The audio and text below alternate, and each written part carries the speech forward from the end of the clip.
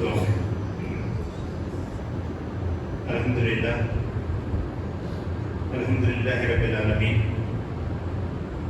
والصلاة والسلام علی رسولہ الامین وعلی آلہ وصحبہ اجمعین، اما بعد، اعوذ باللہ من الشیطان الرجیم، بسم اللہ الرحمن الرحیم۔ وَلِكُلِّ أُمَّةٍ جَعَلْنَا مَنسَكًا لِيَذْكُرُوا اسْمَ اللَّهِ عَلَى مَا رَزَقَهُم مِّن بَهِيمَةِ الْأَنْعَامِ وَإِلَٰهُكُمْ إِلَٰهٌ وَاحِدٌ فَلَهُ أَسْلِمُوا وَبَشِّرِ الْمُخْبِتِينَ۔ محترم معزز مسلیان، یہ ذی الحج کا مہینہ ہے جس سے ہم اور آپ گزر رہے ہیں۔ ایک ہفتے میں ہم عید الاضحیٰ کا اہتمام کریں گے، اسے منائیں گے۔ حضور نبی کریم صلی اللہ علیہ وسلم نے فرمایا، اللہ تعالیٰ نے ہمیں دو عیدیں عطا فرمائی۔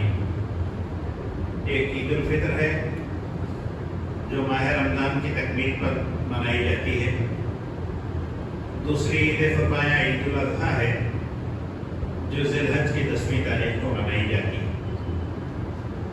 تو صلی اللہ علیہ وسلم نے خود بھی اس کا اہتمام کیا اور امت کو بھی تاکید کی کہ خوشی کے ان دو مواقع کو، اس سے تم خوشیاں حاصل کرو، مسرت کا اظہار کرو۔ خوشی اور مسرت انسان کی ایک بنیادی ضرورت ہے۔ آدمی چاہتا ہے کہ کچھ ایسے تقریبات ہوں، کچھ ایسے پروگرام ہو جس میں وہ ہنسے بولے، جس میں وہ خوشی اور مسرت کا اظہار کرے۔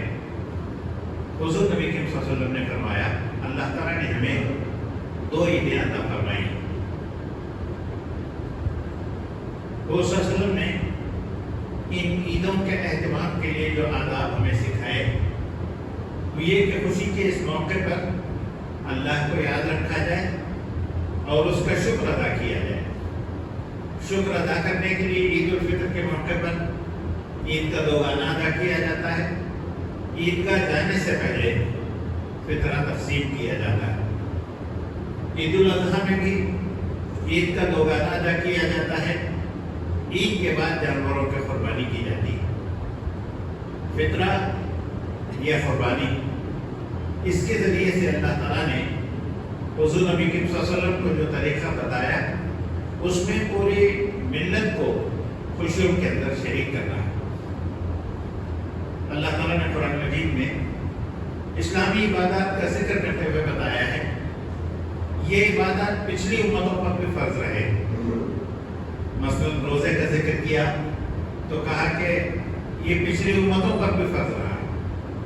نماز کا ذکر کیا تو بتایا کہ یہ بھی پچھلی امتوں پر فرض رہی ہے۔ اسی طرح سے زکوٰۃ کا ذکر کیا، یہ بھی پچھلی امتوں پر فرض رہی ہے۔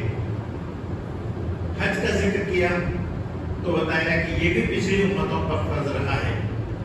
حضرت ابراہیم نے خانہ کعبہ کی تعمیر کی تھی اپنے بیٹے اسماعیل کو لے کر کے۔ اللہ تعالیٰ کے حکم سے آپ نے حج کا اعلان کیا یا اذان دی تھی، اس وقت سے لے کر آج تک حج کا سلسلہ جاری ہے، تو انشاءاللہ قیامت تک جاری رہے گا۔ عید الاضحیٰ کے موقع پر اہل ایمان جانوروں کی قربانی کرتے ہیں۔ اس قرآن مجید میں اس کا تذکرہ ہمیں ملتا ہے۔ ابھی جو آیت کریمہ میں نے پڑھی ہے یہ سورۃ المائدہ کی 27ویں آیت ہے۔ یہ سورۃ الحج کی 34ویں آیت ہے۔ ترجمہ سن لیجیے۔ اللہ تعالیٰ فرما رہا ہے، ہر امت کے لیے ہم نے قربانی کا ایک قاعدہ مقرر کر دیا ہے تاکہ لوگ ان جانوروں پر اللہ کا نام لیں جو اس نے ان کو بخشے ہیں۔ بس تمہارا خدا ایک ہی خدا ہے، تم اسی کے مطیع فرمان بنو۔ اے نبی صلی اللہ علیہ وسلم، بشارت دے دو عاجزانہ روش اختیار کرنے والوں کو۔ اس آیت کریمہ میں اللہ تعالیٰ نے بتایا کہ ہر امت کے لیے، ہر قوم کے لیے اللہ تعالیٰ نے قربانی کا ایک طریقہ مقرر کیا۔ قرآن مجید کا مطالعہ کریں تو یہ بات ہمارے سامنے آتی ہے۔ حضرت آدم کے دو بیٹے حابیل اور قابیل کا ذکر کرتے ہوئے اللہ تعالیٰ نے بتایا انہوں نے قربانی کی تھی، تو تو گویا حضرت آدم کے دور سے قربانی کا یہ سلسلہ چلا. قربانی ایک عبادت ہے. اہل ایمان بہت سی عبادات کا اہتمام کرتے ہیں. یہ بھی اللہ تعالیٰ نے ان کے لیے عبادت تجویز کی ہے. حابیل اور قابیل کا ذکر کیا اور بتایا کہ انہوں نے قربانی کی تھی. حضرت ابراہیم علیہ السلام کا ذکر کیا اور بتایا کہ انہوں نے بھی قربانی کی تھی. یہود و نصارہ کا ذکر کرتے ہوئے ہمیں ملتا ہے کہ یہودیوں کے اندر بھی قربانی کا تصور ہے، اس لیے کہ حضرت ابراہیم علیہ السلام ہی کو ماننے والے ہیں. عیسیٰ علیہ السلام عیسائیوں کے اندر بھی قربانی کا تصور ہے، اس لیے کہ وہ بھی حضرت ابراہیم علیہ السلام کو ماننے والے ہیں. اسی طرح سے ہمارے ملک بھارت کے اندر جو مختلف قومیں بستی ہیں، ان مذاہب کے اندر بھی قربانی کا ایک تصور پایا جاتا ہے. چنانچہ منوسمرتی کے اندر، رگ وید کے اندر، مہا بھارت کے اندر قربانی کا ذکر ملتا ہے. ان کے مذہبی ذمہ داروں نے خود بھی قربانی کا اہتمام کیا ہے اور قربانی کرتے ہیں. آج بھی مختلف قومیں اس قربانی کا اہتمام کرتی ہیں جو ہمارے ملک میں بستی ہیں اور دنیا بھر کے اندر پائی جاتی ہیں. اس سے معلوم ہوتا ہے کہ اللہ تعالیٰ نے ہر قوم کے لیے قربانی کا جو طریقہ مقرر کیا تھا عبادت کا، اسے ان قوموں نے یاد رکھا ہے، لیکن اس میں بہت کچھ گھٹایا، بہت کچھ بڑھایا، اس کی اصلی شکل کو انہوں نے مسخ کر دیا. اسی لیے قربانی کا مقصد کیا ہے، قربانی کیوں فرض کی گئی ہے، قربانی کیوں واجب کی گئی ہے، اس کا تذکرہ بہت کم ملتا ہے. اہل ایمان حضور نبی کریم صلی اللہ علیہ وسلم کے دور سے لے کر کے آج تک قربانی کا اس کا اہتمام کرتے ہیں. اور صلی اللہ علیہ وسلم نے فرمایا تم عید الاضحیٰ کے موقع پر 10ویں ذی الحجہ کو قربانی کرو. صحابہ کرام نے عرض کیا یا رسول اللہ یہ قربانی کیا ہے؟ آپ نے کہا کہ دادا ابراہیم کی سنت ہے. خود حضور نبی کریم صلی اللہ علیہ وسلم نے اس کی تاکید کی تو گویا یہ آپ کی سنت پہ قرار پائی. حج کی عبادت اہل ایمان پر 90 ہجری کے اندر فرض ہوئی، لیکن قربانی کا ذکر ہم اس کا مطالعہ کرتے ہیں کہ یہ بات معلوم ہوتی ہے کہ 2 ہجری ہی سے قربانی واجب قرار پائی. حضور صلی اللہ علیہ وسلم اور صحابہ کرام اس کا اہتمام کرتے تھے، قربانی پہلے ادا کرتے تھے. حج کا حکم بطور واجب یا فرض کے بعد میں نازل ہوا تو معلوم ہوا کہ قربانی ایک عبادت ہے. اس عبادت کا اہتمام حضور صلی اللہ علیہ وسلم نے کیا ہے. تو آج جو ہم قربانی کرتے ہیں یہ حضور صلی اللہ علیہ وسلم کی سنت ہی کی پیروی ہے. اور آپ صلی اللہ علیہ وسلم نے چونکہ بتایا کہ حضرت ابراہیم کی سنت ہے، اس لیے ہم اسے ابراہیم علیہ السلام کی سنت بھی قرار دیتے ہیں. اللہ تعالیٰ نے قرآن مجید میں حضرت ابراہیم علیہ السلام کے خواب کا ذکر کیا ہے. آپ دیکھتے ہیں کہ آپ اپنے بیٹے کو ذبح کر رہے ہیں. حضرت ابراہیم علیہ السلام نے اسے پورا کرنے کا ارادہ کیا، بیٹے کو لٹا کر کے حلق پر چھری چلائی تو اللہ تعالیٰ نے آواز دی ابراہیم تو نے اپنا خواب سچا کر دکھایا. قرآن مجید میں ہے کہ پھر اللہ تعالیٰ نے ایک دمبا بھیجا، حضرت ابراہیم علیہ السلام نے اس دمبے کو ذبح کیا. اس لحاظ سے حضرت ابراہیم علیہ السلام کی سنت بھی ہے کہ آپ نے اس کا اہتمام کیا. تو صلی اللہ علیہ وسلم اس کی تاکید کرتے ہیں، فرماتے ہیں اہل ایمان کو قربانی کرنی چاہیے. آپ صلی اللہ علیہ وسلم نے فرمایا جو قربانی کی استطاعت رکھتا ہے پھر وہ قربانی نہیں کرتا ہے تو ہماری عید کا گناہ ہے. یہ تاکید کی گئی کہ قربانی ان لوگوں کے لیے لازمی ہے جو اس کی استطاعت رکھتے ہیں. استطاعت سے مراد جو مال اس میں لگتا ہے اس مال کو خرچ کر سکتے ہیں.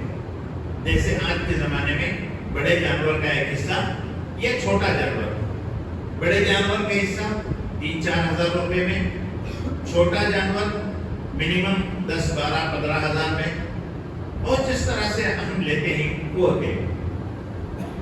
تو جو اتنا خرچ برداشت کر سکتے ہیں انہیں قربانی کرنی چاہیے. حضور صلی اللہ علیہ وسلم نے فرمایا استطاعت کے باوجود جو قربانی نہیں کرتا پھر اسے عید منانے کا اہتمام کرنے کی کوئی ضرورت نہیں ہے، وہ عید گاہ منائے۔ وہ تنبیہ ہے کہ استطاعت کے باوجود قربانی نہ کرنا اللہ کے رسول کو پسند نہیں ہے، اور یہ ایسا عمل ہے جو مسلمانوں کو زیب نہیں دیتا ہے۔ فقہاء کرام نے اس سلسلے میں بحثیں کی، اس کا بتایا، اس کا مطالعہ کرنے کی ضرورت ہے۔ قربانی کون کرے؟ جو قربانی کر سکتا ہے اسے کرنا چاہیے۔ علماء نے اس سلسلے میں نصاب وغیرہ کی بات کی ہے، قربانی کا کوئی نصاب نہیں ہے۔ اصل میں کون کر سکتا ہے وہ سمجھانے کے لیے انہوں نے نصاب کو بتایا۔ جس کے پاس نصاب کے وقت مال ہے وہ اتنا ہوتا ہے کہ اس سے قربانی کے اخراجات نکالے جا سکتے ہیں، اس لیے کہا کہ ان کو تو لازماً کرنی چاہیے، ورنہ قربانی کا تعلق زکوٰۃ کے نصاب سے نہیں ہے، وہ ایک الگ نصاب ہے، وہ ایک الگ عبادت ہے، قربانی ایک الگ عبادت ہے۔ حضور نبی کریم صلی اللہ علیہ وسلم نے اس کا اہتمام فرمایا۔ حج کے ادا کرنے سے پہلے جو آپ نے زندگی میں ایک ہی حج کیا، آپ مدینے کے اندر قربانی کیا کرتے تھے۔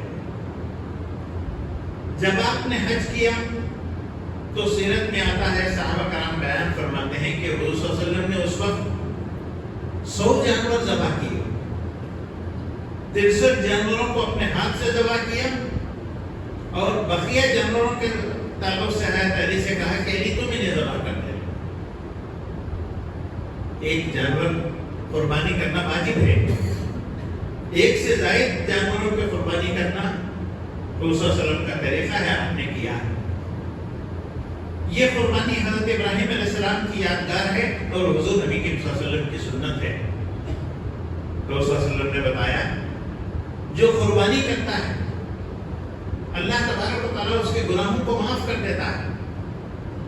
آپ نے فرمایا جانور کے جسم پر، قربانی کے جانور کے جسم پر جتنے بال ہوتے ہیں اتنے گناہ اللہ تبارک و تعالیٰ اس انسان کے معاف کر دیتا ہے جو جانور کی قربانی کرتا ہے۔ یہ اجر و ثواب، یہ فضیلت کون حاصل نہ کرنا چاہے گا؟ اسی لیے حضور صلی اللہ علیہ وسلم نے فرمایا تم قربانی کرو۔ قربانی گھر کے ایک فرد پر واجب یا فرض ہے۔ گھر کے اندر بہت سے لوگ رہتے ہیں، ان کے جانب سے قربانی کافی ہے۔ گھر سے مراد مائکرو فیملی ہے یا ایکسٹینڈڈ فیملی ہے۔ ایکسٹینڈڈ فیملی سے مراد جس میں بہت سے بھائی بہنیں مل کر کے ایک ہی جگہ رہتے ہیں، جو کنبے کی شکل اختیار کرتی ہے، وہاں ایک قربانی نہیں ہے۔ ایک خاندان یعنی میاں بیوی اس کے بچے وہ جو ابھی کما نہیں رہے ہیں یا والدین کے ڈیپینڈنٹ ہیں، ان کے جانب سے ایک قربانی واجب ہے یا فرض ہے۔ ایک سے زائد وہ قربانی کرتے ہیں تو یہ قربانی بھی حضور صلی اللہ علیہ وسلم نے ایک سے زائد قربانیاں کی ہیں، یہ حضور صلی اللہ علیہ وسلم کی سنت رہی ہے۔ فخر و غرور کے لیے، یہ دکھاوے کے لیے، یہ بڑائی حاصل کرنے کے لیے کئی جانوروں کی قربانی کرنا اور جانوروں پر بے تحاشا رقم خرچ کرنا، یہ وہ خرابی ہے جو قربانی کے اندر در آئی ہے، داخل ہو گئی۔ کبھی آپ لوگوں کو خود جانے کا موقع ملا، وہاں جا کر کے قربانی کے جانوروں کو دیکھیں۔ ہاتھی سے بڑے ہوتے ہیں وہ جانور جس کی قربانی کرتے ہیں لوگ، اتنے بڑے جانوروں کی قربانی کرتے ہیں اور لاکھوں روپیہ اس کے لیے خرچ کرتے ہیں، اللہ کے راستے میں خرچ کرنے کے لیے۔ پڑوسی ملک وغیرہ کی ویڈیوز وغیرہ آتے رہتے ہیں، خود ہمارے ملک کے اندر بھی یہ ہوتا ہے۔ قربانی کے نام پر جانوروں کو کاجو بادام کھلا کر کے، اچھا لباس پہنا کر کے، دلہن کی طرح سجا کر کے، بازاروں میں لا کر کے ایک تماشا کیا جاتا ہے، اسے بیچا جاتا ہے، پھر اسے خرید کر کے اس کے قربانی کرنے کو بڑائی کا ذریعہ سمجھتے ہیں۔ قربانی عبادت ہے، عبادت کی ایک روح ہے، وہ روح اگر نکل جاتی ہے تو علامہ اقبال نے جیسا فرمایا، رہ گئی رسم اعضاء روح بلالی نہ رہی، رسم باقی رہ جاتی ہے، اصل روح نکل جاتی ہے۔ ایسا ہی کچھ معاملہ قربانی کے ساتھ بھی ہوا ہے۔ اہل ایمان کو اس سے پرہیز کرنا چاہیے۔ قربانی اللہ تبارک و تعالیٰ نے حضور صلی اللہ علیہ وسلم کے ذریعے سے جو ہمیں بتائی ہے، اللہ تعالیٰ فرماتا ہے کہ تم قربانی کرو، اس کا مقصد بتایا، وَلِتُكَبِّرُوا اللَّهَ عَلَىٰ مَا هَدَاكُمْ، اور اللہ کی کبریائی کا اظہار اور اعلان کرو کہ اس نے ان جانوروں کو تمہارے لیے مسخر کر دیا۔ اگر اللہ ان جانوروں کو تمہارے لیے مسخر نہ کر دیتا تو ممکن نہیں تھا کہ اتنے بڑے بڑے جانوروں کو تم اس طرح سے آسانی کے ساتھ اپنے قابو میں کر کے اس کی قربانی کرنے پر قادر ہوتے۔ آج بھی اونٹوں کی قربانی لٹا کر کے کرنا ممکن نہیں ہے، اسی لیے کہا کہ اسے کھڑا کر کے اللہ کا نام لو۔ چنانچہ قربانی کا جو طریقہ ہے وہ یہ کہ ان کو کھڑا کیا جاتا ہے اور تیز آلے سے اس کی شہرت کو کاٹ دیا جاتا ہے، پھر خون بہتا ہے تو گر پڑتا ہے، پھر اس کے بعد اسے گوشت کی بوٹیاں بنائی جاتی ہیں۔ لیکن دیگر جانوروں کے سلسلے میں لٹا کر کے اس کی قربانی کی جاتی ہے۔ حضور صلی اللہ علیہ وسلم نے جانوروں کو قربان کیا۔ یہ قربانی وہ لوگ بھی کرتے ہیں جو حج کے لیے جاتے ہیں، وہ لوگ بھی کرتے ہیں جو حج کو نہیں جاتے۔ حج کو جانے والے کتنے جانوروں کی قربانی کرتے ہیں، اس کا اندازہ ہم لگا سکتے ہیں کہ کتنے لاکھ لوگ حج کے لیے جاتے ہیں اور وہ قربانی کرتے ہیں۔ کئی لاکھ، 25 لاکھ 50 لاکھ لوگ جاتے ہیں۔ حج کو جانے والا ہر شخص اس کی قربانی کرتا ہے۔ ایک ہی قربانی کرے 25-50 لاکھ جانور ذبح ہوتے ہیں، ہر سال ذبح ہوتے ہیں۔ یہ سے اگر دگنا کر لیا جائے تو آپ اندازہ لگا سکتے ہیں کہ کتنی بڑی تعداد میں جانور ذبح ہوتے ہیں۔ یہ جانور کہاں سے آتے ہیں؟ ان جانوروں کو لے کر کے کھلے میدان میں باندھ دیا جائے تو کتنی بڑی جگہ درکار ہوگی، ان کے کھانے پینے کے انتظام کے لیے کتنے اخراجات کرنے ہوں گے، ہم اندازہ کر سکتے ہیں۔ لیکن ہر سال یہ جانور آتے ہیں، کبھی یہ شکایت نہیں ہوئی کہ قربانی کے لیے جانور نہیں مل رہے ہیں، اس لیے قربانی نہیں کر رہے۔ یہ اللہ ہے جس نے ایک بات کا حکم دیا تو اس کے لیے جانوروں کو فراہم کرنا بھی اللہ تعالیٰ ہی کی ذمہ داری ہے، اور بہت آسانی کے ساتھ اللہ تبارک و تعالیٰ ان جانوروں کو فراہم کرنے کا انتظام کرتا ہے۔ دنیا کے مختلف ممالک سے یہ جانور آتے ہیں اور نہایت مناسب قیمت پر وہاں حج کرنے والوں کو یہ اویلیبل ہوتے ہیں۔ جو لوگ اپنے اپنے مقام پر جانوروں کو قربانی کرتے ہیں وہ الگ ہے۔ خود ہمارے ملک کے تعلق سے جو اعداد و شمار کو سمجھنے کی کوشش کی گئی تو یہ معلوم ہوا کہ خود ہمارے ملک میں قربانی کے لیے 1.4 کروڑ بکرے ذبح ہوتے ہیں۔ بڑے جانوروں کا حساب نہیں ہے۔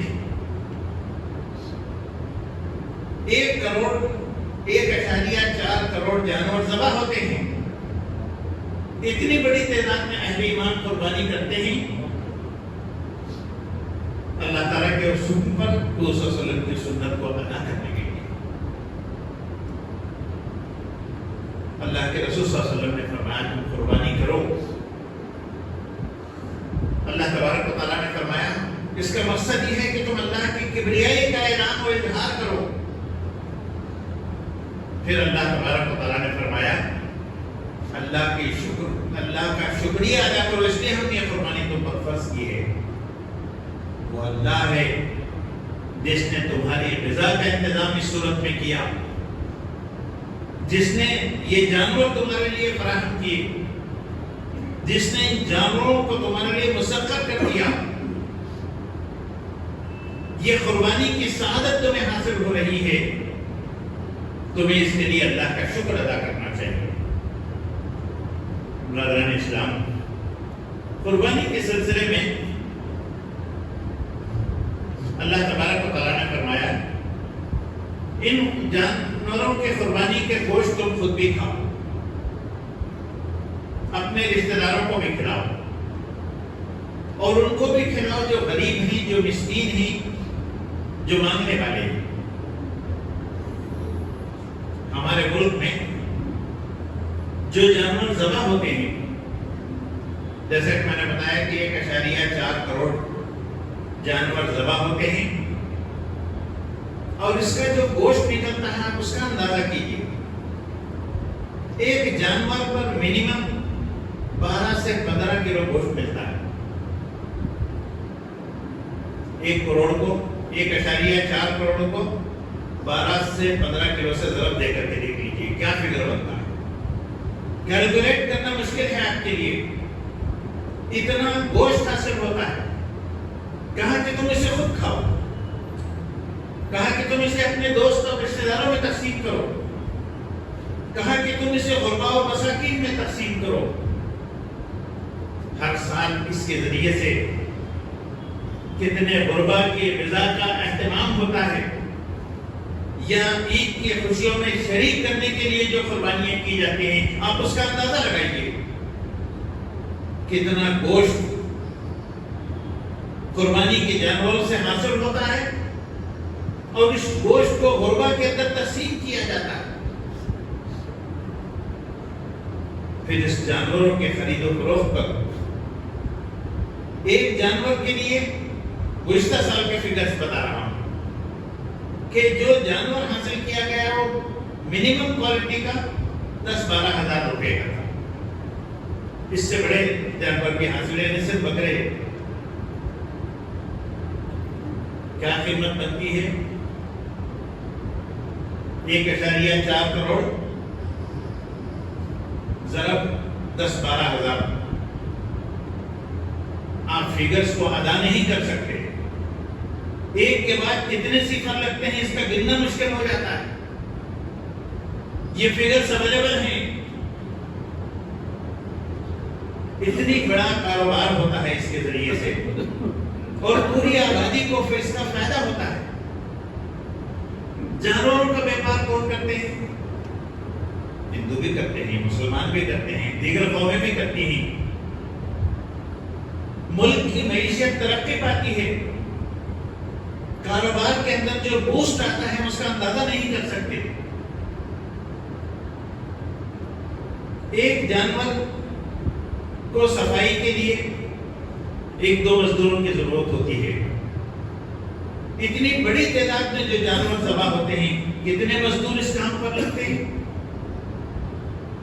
ان مزدوروں کی جو مزدوری دی جاتی ہے، ایک مزدور کو ایک جانور کی صفائی کے لیے کم از کم 1000 روپے دیے جاتے ہیں، 100-200 روپے کم زیادہ۔ آپ اندازہ لگائیے کتنی بڑی رقم مزدوروں کے لیے مزدوری کے لیے دی جاتی ہے۔ کتنے غریب، کتنے مزدوروں کی معیشت سدھرتی ہے اور ان کا کاروبار ترقی کرتا ہے۔ پھر اس کے ذریعے سے دیگر جو انتظامات کرنے ہوتے ہیں، ان انتظامات کے سلسلے میں آپ اندازہ کیجئے کہ کتنے بڑے انتظامات اس قربانی کے لیے انسانوں کو کرنے پڑتے ہیں۔ اس کا سراسر فائدہ سارے انسانوں کو ہوتا ہے اور سارے انسانیت اس سے فیض یاب ہوتے ہیں۔ اللہ تبارک و تعالیٰ نے اہل ایمان کو عیدوں کا تحفہ دیا تو کہا کہ رمضان کے بعد انسان فطرہ ادا کرے۔ تو صلی اللہ علیہ وسلم نے فرمایا عید کا چاند دیکھ کر عید کی نماز کی ادائیگی سے پہلے فطرہ ادا کرو۔ عید الاضحیٰ یا قربانی کی عید کے سلسلے میں فرمایا وہ نماز سے فارغ ہو کر کے جانور کی قربانی کرے، فطرے کے ذریعے سے غربا و مساکین کی امداد، قربانی کے جانوروں کے گوشت کے ذریعے سے غربا و مساکین کی امداد، انسانیت کو سنبھالا دینے کے لیے، انسانوں کے بھوک کو مٹانے کے لیے، غربا و مساکین کی امداد کے لیے اللہ تبارک و تعالیٰ نے صرف ان دو ایٹم کے ذریعے سے جو انتظام کیا ہے، آدمی اس پر غور کرے، آدمی اس پر سوچ بچار کرے تو وہ حیران رہ جاتا ہے کہ اللہ تبارک و تعالیٰ کا کیسا انتظام اور اہتمام ہے جو اس نے ساری انسانیت کے لیے کیا ہے۔ تو صلی اللہ علیہ وسلم نے فرمایا کلکم من بنی آدم، تم سب آدم کی اولاد ہو، آدم کے سنتان ہو، ساری انسانیت کا بھلا تمہارا مقصود ہونا چاہیے۔ تو انسانوں کی فلاح و بہبودی کے لیے، جس میں اہل ایمان غربا و مساکین کا خیال رکھتے ہیں، آج دنیا میں کوئی امیر، کوئی دان، کوئی خیرات کرنے کے لیے آسانی سے تیار نہیں ہوتا ہے، لیکن مسلمان، ایک عام مسلمان بھی اس قربانی میں حصہ لے کر کے غربا و مساکین کی امداد کے لیے جو رقم خرچ کرتا ہے، قربانی کے جانوروں کے گوشت کے ذریعے سے جو اہتمام کرتا ہے، وہ کتنی بڑی قربانی ہے اسے سمجھا نہیں گیا، اسے سمجھایا نہیں گیا، بلکہ اسلام اور قربانی کے تعلق سے بہت سارے غلط فہمیاں ہیں جو پھیلائی جا رہی ہیں، جو بڑھائی جا رہی ہیں، اسلام کو اور قربانی کو بدنام کرنے کی کوششیں کی جا رہی ہیں۔ برادران اسلام، حج کے دوران جو جانور قربان ہوتے ہیں، جب انتظام نہیں تھا تو قربانی کے جانوروں کو گڑا کھود کر کے دفن کر دیا جاتا، پھر اس پر کچھ احتجاج ہوئے، کچھ مشورے آئے تو وہاں اسے محفوظ کرنے کا انتظام کر لیا گیا۔ لاکھوں کی تعداد میں جو جانور ذبح ہوتے ہیں، بلکہ کروڑوں کے، ان کو پروسیس کر کے بند ڈبوں میں پیک کر کے دنیا بھر کے غربا و مساکین یا غریب ممالک کے اندر تقسیم کرنے کا انتظام اور اہتمام موجود ہے، جس کے ذریعے سے اگرچہ حج کی عبادت اور حج میں قربانی منی کے اندر ہوتی ہے، خانہ کعبہ کے پاس ہوتی ہے، لیکن اس کا گوشت پوری دنیا کے غربا و مساکین کے اندر تقسیم ہوتا ہے۔ ہر مقام پر جو قربانیاں ہوتی ہیں، اس کا گوشت جو تقسیم ہوتا ہے، اس کے ذریعے سے لوکل آبادی کا کے اندر اسے تقسیم کرنے کا اہتمام کیا جاتا ہے۔ کہا گیا کہ اس قربانی کے جانوروں کو، اس کے گوشت کو تم خود بھی استعمال کرو، غربا و مساکین میں بھی تقسیم کرو اور رشتہ داروں میں بھی تقسیم کرو۔ ایک عجیب صورتحال دیکھنے کو ملتی ہے، جانوروں کو قربان کرتے ہیں، کوشش یہ ہوتی ہے کہ زیادہ سے زیادہ گوشت محفوظ کر لیا جائے، پورا فریج بھر جاتا ہے، اتفاق سے کوئی ایک آدھ دن کرنٹ چلا جائے تو گھر کے اندر بدبو پھیل جاتی ہے، پھر اسے لے جا کر کے کوڑا دان کے اندر ڈال دیا جاتا ہے۔ قربانی کرنے والوں کے لیے کیا ہے ضروری ہے جس جانور کے قربان انہوں نے کیا ہے اس کا گوشت رکھ کر کئی مہینوں تک استعمال کیا جائے؟ کیا دوبارہ ضرورت مند گوشت خرید کر کے لا کر اپنی ضرورت کو پورا نہیں کر سکتے؟ غربا و مساکین کے لیے ہے تو ان کو تقسیم کرنا چاہیے، محفوظ رکھنے کے لیے فریج کی ایجاد ہوئی ہے، اس سے فائدہ اٹھانا غلط نہیں ہے، محفوظ کر لینا بھی غلط نہیں ہے۔ ہم قربانی کے ذریعے سے چاہتے کیا ہیں؟ خدا کی رضا، خدا کے خوشنودی، اجر و ثواب ہے نا، تو زیادہ سے زیادہ اجر و ثواب حاصل کرنے کے لیے زیادہ سے زیادہ گوشت تقسیم کر دیجیے۔ ضرورت ہے ایک دو چار دن کا آپ رکھ لیں، بقیہ سارے کا سارا تقسیم کر دیں، معاشرے کے غربا و مساکین کا خوشیوں کا ٹھکانہ نہیں ہوگا۔ برادران اسلام، اس قربانی کے تعلق سے اللہ تبارک و تعالیٰ نے جو اہتمام کیا ہے اللہ تعالیٰ نے فرمایا لَن يَنَالَ اللَّهُ لُحُومُهَا وَلَا دِمَاؤُهَا وَلَكِن يَنَالُهُ التَّقْوَىٰ مِنكُمْ۔ جو جانور تم قربان کرتے ہو نہ اس کا گوشت اللہ کو پہنچتا ہے نہ اس کا خون اللہ کو پہنچتا ہے۔ اللہ کو تو دیکھنا یہ ہے کہ اس کے ذریعے سے تمہارے دلوں میں کتنا تقویٰ پیدا ہوا، کتنا قرب الہی کا جذبہ پیدا ہوا، خدا کو خوش کرنے کی کیفیت کتنی پروان چڑھی۔ حضور صلی اللہ علیہ وسلم نے فرمایا قربانی کے جانور کا خون زمین پر گرنے سے پہلے اللہ تعالیٰ اسے قبول کر لیتا ہے۔ اس کے لیے پھر مزید کسی خاص اہتمام کی ضرورت ہے، تم استعمال کرو یا نہ کرو، لیکن وہ قربانی اللہ تعالیٰ کے پاس مقبول ہو جاتی ہے۔ قربانی حلال کمائی سے کرنی چاہیے، قربانی خوشی اور شوق سے کرنی چاہیے، قربانی کو اپنے اوپر ایک بوجھ نہ سمجھا جائے۔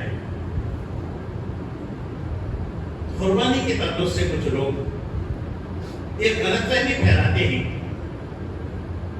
وہ یہ کہ کیا ضروری ہے اتنے جانوروں کی بلی دی جائے، اتنے جانوروں کی قربانی کی جائے؟ غریبوں کی امداد مقصود ہے تو پیسہ بھی تو تقسیم کیا جا سکتا ہے، یقیناً کیا جا سکتا ہے۔ پیسہ تقسیم کرنے کا انتظام بھی اللہ تبارک و تعالیٰ نے کیا ہے، رمضان میں فطرے کی صورت میں، مالداروں پر زکات کی صورت میں، اور عام لوگوں کے لیے انفاق فی سبیل اللہ کی صورت میں۔ فطرہ ہو یا زکات، یہ مالداروں پر فرض ہے، یہ غریبوں کی جیبوں میں جاتا ہے۔ دنیا کا ایک واحد مذہب ہے جس میں امیروں سے وصول کیا جاتا ہے اور غربا کو دیا جاتا ہے، ورنہ دنیا کے اندر جو ظالمانہ نظام قائم ہیں وہ انکم ٹیکس کے نام پر عام انسانوں سے رقم چوستے ہیں اور مالداروں کی تجوریوں میں پہنچ جاتا ہے۔ دوسرے ازم کے اندر مالداروں سے رقم، غریبوں سے رقم لے کر مالداروں کو فائدہ پہنچایا جاتا ہے، اور اسلام نے جو معاشی نظام ہمارے لیے تجویز کیا ہے اس میں مالداروں سے وصول کر کے غربا مساکین کے اندر تقسیم کیا جاتا ہے۔ برادران اسلام، اللہ تبارک و تعالیٰ نے فرمایا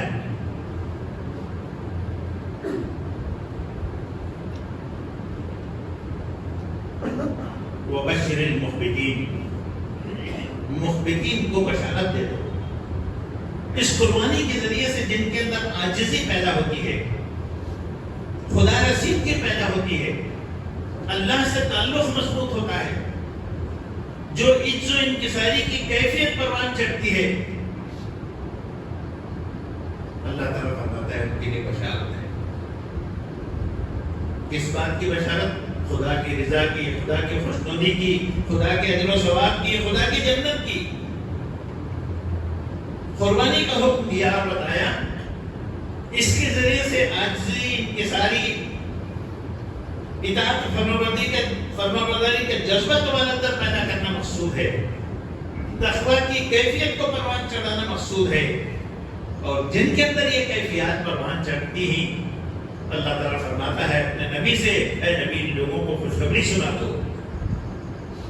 برادران اسلام، خوشخبری ہے ان لوگوں کے لیے جو خوشی کے ساتھ عید کے موقع پر جانوروں کو قربان کرتے ہیں، اس کا اہتمام کرتے ہیں، اور ملت کے، امت کے، غربا و مساکین کے فائدے کے سلسلے میں اس قربانی کا اہتمام کرتے ہیں۔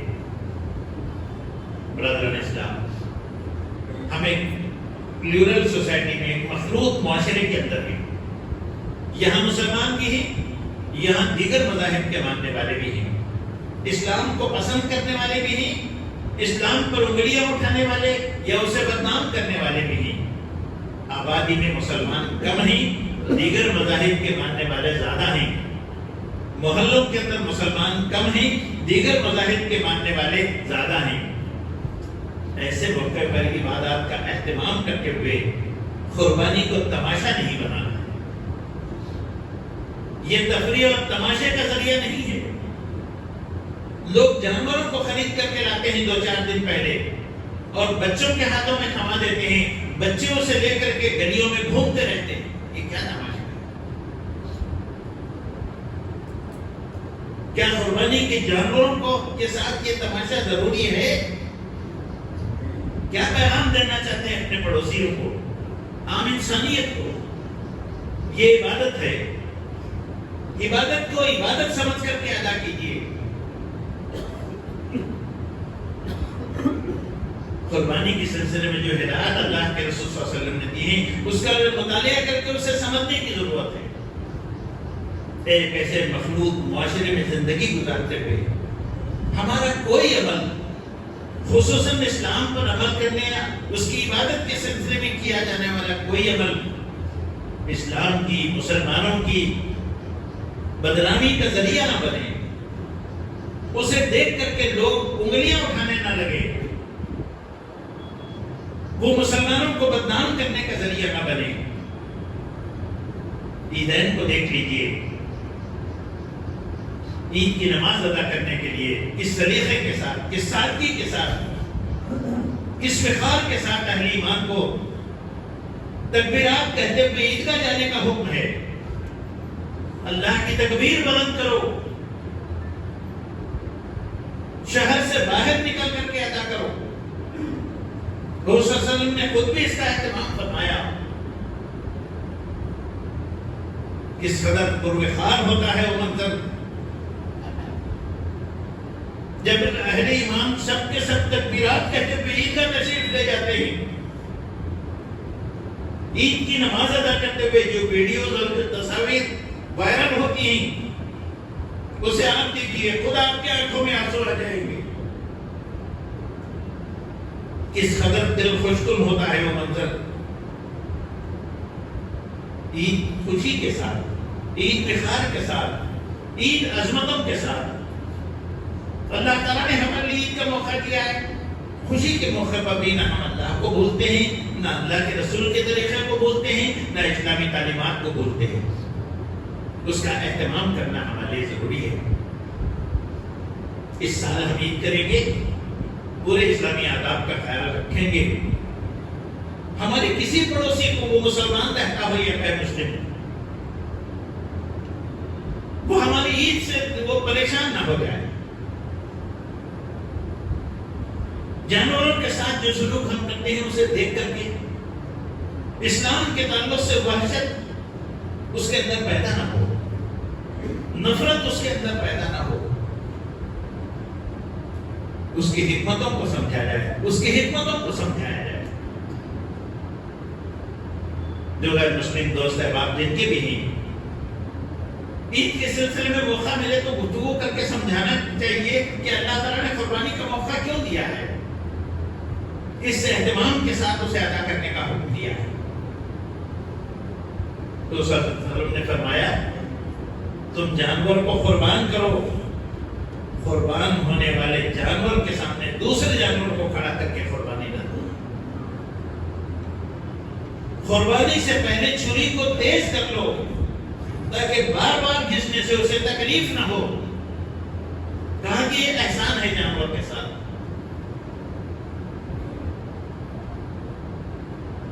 جو آداب اللہ کے رسول نے ہمیں سکھائے ہیں، اگر ان آداب کے ساتھ اس کا اہتمام کیا جائے تو ہم اندازہ کر سکتے ہیں کہ اس کے ذریعے سے اسلام کے تعارف کا جو ایک اچھا ذریعہ ہمارے پاس ہے اسے ہم استعمال کریں تو غلط فہمیاں دور ہو سکتی ہیں، اسلام کا تعارف عام ہو سکتا ہے۔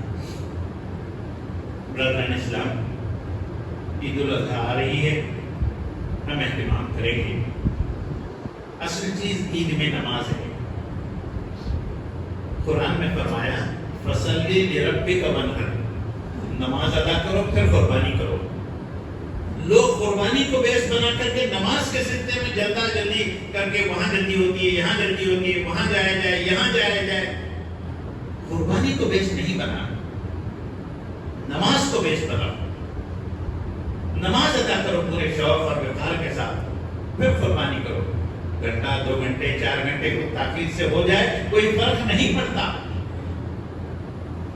عید کا دوگانا اہتمام کے ساتھ ادا کرو۔ جتنی بڑی ملت جمع ہوتی ہے وہاں جو دعائیں کی جاتی ہیں ان دعاؤں کو اگر اللہ تبارک و تعالیٰ قبول کر لے، ساری امت کی حالت بدل سکتی ہے۔ دنیا کی حالت بدل سکتی ہے، معاشرے کی حالت سدھر سکتی ہے۔ برادران اسلام، عید الاضحیٰ آ رہی ہے، ہم اس کا اہتمام کریں گے ان آداب کے ساتھ۔ یہ حضرت ابراہیم علیہ السلام کی سنت ہے جانوروں کی قربانی، حضور نبی کریم صلی اللہ علیہ وسلم کی سنت ہے جانوروں کی قربانی۔ یہ پچھلی ساری امتوں پر واجب اور فرض رہی ہے۔ اللہ تبارک و تعالیٰ کی جانب سے حضور صلی اللہ علیہ وسلم نے خود اس کا اہتمام کیا ہے۔ حج کا فریضہ فرض ہونے سے پہلے بھی جانوروں کی قربانی کیا کرتے تھے، اور پھر حج کا فریضہ ادا کرتے ہوئے بھی اس کا اہتمام کیا کرتے تھے۔ ایک بات کہہ کر اپنی بات کو مکمل کرتا ہوں۔ عید قربان دین اسلام کی تکمیل کے اہتمام میں بھی منائی جاتی ہے۔ ایک یہودی نے ایک مرتبہ حضرت عمر سے کہا، عمر، تمہارے کتاب کے اندر ایک آیت موجود ہے، اگر وہ آیت ہم پر نازل ہوتی یا ہماری کتاب میں ہوتی تو ہم اسے جشن کا دن منا لیتے۔ حضرت عمر نے فرمایا، ہاں مجھے معلوم ہے، ہمیں معلوم ہے، وہ آیت کریمہ ہے، الیوم اکملت لکم دینکم واتممت علیکم نعمتی ورضیت لکم الاسلام دینا۔ آج کے دن میں نے اسلام کو مکمل کر لیا، اپنی نعمتوں کا اتمام کیا، اور میں راضی ہو گیا تمہیں دین اسلام دے کر کے۔ یہ سورہ مائدہ کی تیسری آیت ہے۔ حجۃ الوداع کے موقع پر عرفات کے میدان میں نازل ہوئی۔ حضرت عمر نے فرمایا کہ وہ دن جمعہ کا دن تھا، شام کا وقت تھا، حضور صلی اللہ علیہ وسلم پر یہ آیت نازل ہوئی۔ اس آیت کو سن کر کے حضرت ابوبکر اور دیگر کچھ صحابہ، حضرت ابوبکر وغیرہ کا نام بھی آتا ہے، وہ رونے لگ گئے۔ دیگر صحابہ نے پوچھا، کیوں روتے ہو؟ رونے کا کیا موقع ہے؟ تو خوشی کا موقع ہے دین کی تکمیل کا۔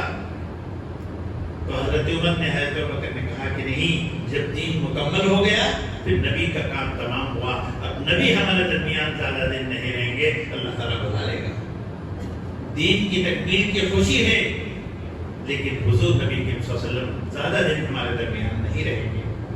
سیرت کا مطالعہ بتاتا ہے اس حد سے واپس لوٹے تقریباً 81 دن 81 دن حضور صلی اللہ علیہ وسلم بقید حیات رہے، پھر رب کے بلاوے پر لبیک کہہ کر کے اس دنیا سے چلے گئے۔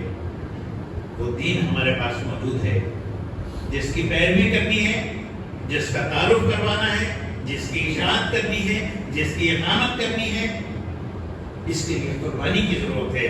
یہ عید قربان ہمیں یہی سبق دیتی ہے، قربانی کی یہ روح اپنے اندر پیدا کرو، اس دینی فریضے کو ادا کرنے کے لیے تیار ہو جاؤ۔ ربنا تقبل منا انك انت السميع العليم وتب علينا انك انت التواب الرحيم سبحان ربك